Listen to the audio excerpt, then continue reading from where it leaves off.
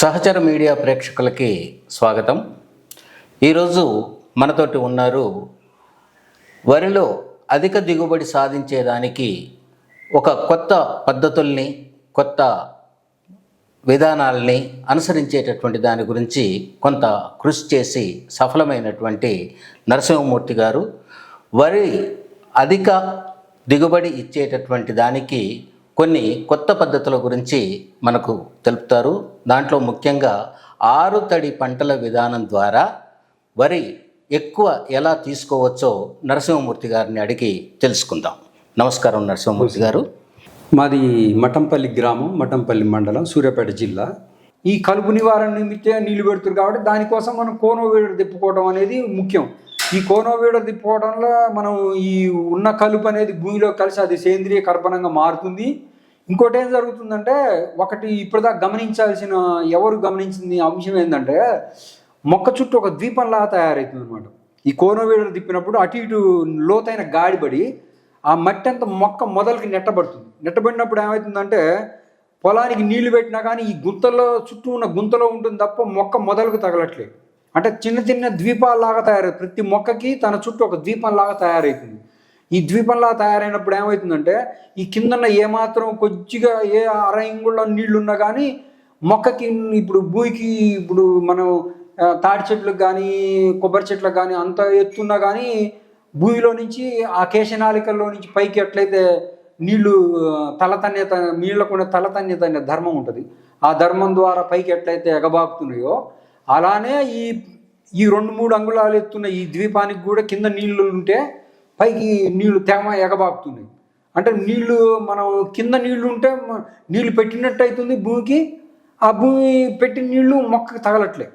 మొక్క పై భాగానికి పిలకొచ్చే భాగం మొదల భాగానికి తగలట్లే కాబట్టి పిలక రావడానికి అవరోధం కలగట్లే. అంటే కోనోవీడర్ తిప్పటం వల్ల కేవలం కలుపు నివారణ కోసమే కాదు, ఈ చుట్టూ దుబ్బు ఏది మన ఈ వరి మొక్కకి చుట్టూ ఒక ద్వీపంలా తయారు. కేవలం మనకు ఈ పిలక చేయడానికి అవరోధం లేకుండా ఉండటమే కాకుండా మనకు అన్ని వైపుల నుంచి ఆక్సిజన్ కూడా అందుతుంది అనమాట వేరు వ్యవస్థ. ఆ ప్రాణవాయువును ఎప్పుడైతే భూమిలో ఉన్న ఈ సూక్ష్మజీవులు ప్రాణవాయువు అందుద్దో అవి బహుదా విచ్ఛితి చెందుతాయి అన్నమాట. బహుదా విచ్ఛితి చెంది అది ఫాస్ట్గా వాటి యొక్క సంఖ్య పెరిగి అవి అధికంగా అభివృద్ధి అయ్యి భూమిలో ఉన్న సహజ సిద్ధంగా ఉన్న పోషకతత్వాన్ని మొక్క తీసుకునే విధంగా మార్చిస్తుంది.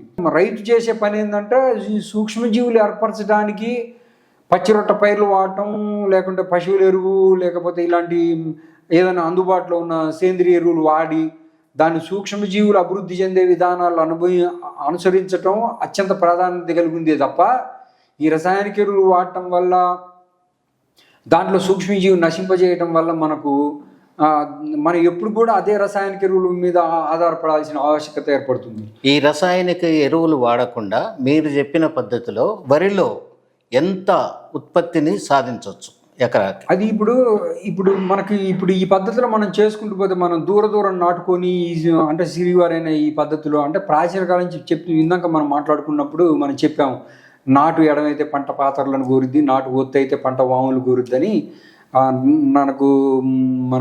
మన దగ్గరకు వచ్చిన రైతు కూలీలే ఆ వాక్యం చెప్పారు.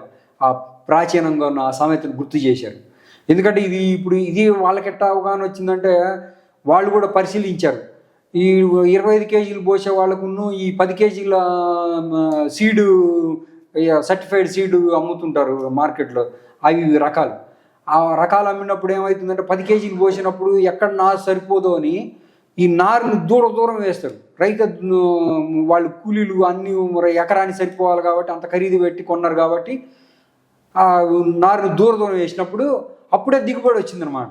మళ్ళీ కోసేటప్పుడే వీళ్ళు పోయేది. ఇప్పుడంటే కోత మిషన్లు వచ్చినాయి కానీ ఇదివరకు ఎవరైతే నాటేయడానికి పోయినారో వాళ్ళే కోత కోయడానికి కూడా పోయేది. కాబట్టి వాళ్ళు ఏ పొలం మీద మనం ఎట్టేసాము, వాళ్ళకి ఎట్ట దిగుబడి వచ్చింది అనేది వాళ్ళు క్షేత్రస్థాయిలో వాళ్ళు పరిశీలన కూడా చేసేవాళ్ళు. కాబట్టి వాళ్ళకి అర్థమైన విషయం వాళ్ళు మనకప్పుడు అక్కడ చెప్పారు. మనం ఈ శ్రీవారి వేయటానికి మనం చేస్తున్నప్పుడు మనం ఇట్టేయాలంటే దాంట్లో ఒక కూలి మాకు పూర్తిగా అవగాహన ఉందండి, మా పూర్వం ఇట్లనే పెట్టేవాళ్ళు, ఇప్పుడంటే మళ్ళీ దగ్గరికి పరిస్థితి వచ్చింది, మళ్ళీ కొంతమంది ఏమో రైతులు, కొంతమంది ఏమో దూరం వేయమంటారు, రైతు పరంగా కొంతమంది అవగాహన ఉన్న రైతులేమో దూరం దూరం వేయమంటారు. కాబట్టి మేమేం వాళ్ళు ఎట్లా చెప్పినా కానీ మేము మాకు తెలిసింది కాబట్టి మేము దూరం వేస్తామని మళ్ళీ కొంతమందికి రైతులకు కూడా నచ్చ చెప్పి వీళ్ళు దూరం వేసే పరిస్థితి కూడా వాళ్ళు చేస్తున్నారు.